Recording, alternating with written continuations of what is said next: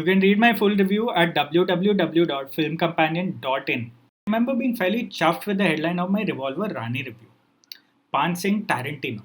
There was a cool walking Dulya talking Tarantino ring to it. The Chambal set Spaghetti Eastern starred a post Queen Kangana Ranaut doing the rugged cowgirl routine to uneven effect. The film didn't do too well, so 8 years on, Ranaut is back with another female led conquest of a male dominated action template. Except this time, it's walking Tarantino, talking Tarantino, sleeping Tarantino, and smoking Tarantino. Half of Dhaakad is shot in Budapest, the other half in Bhopal.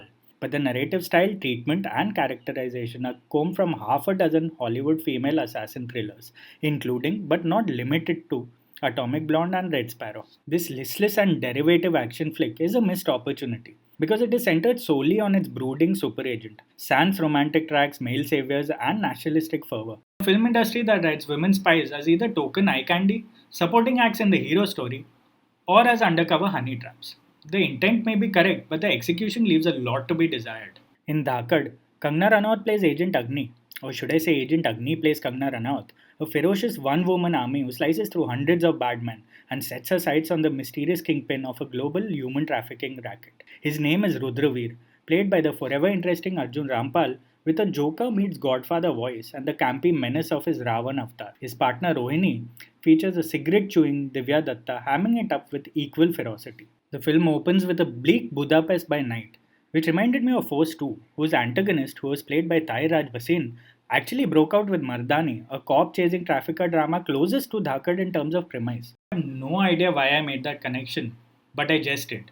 Agni is the archetypically broken action hero, who is tasked by a stepfather come boss, who is played by Shashwata Chatterjee, to go to India and gather information on the supervillains. Agni fears India, but she goes anyway, and her first experience out of the airport requires her to neutralize a couple of bag snatchers with the dexterity of a hip hop move.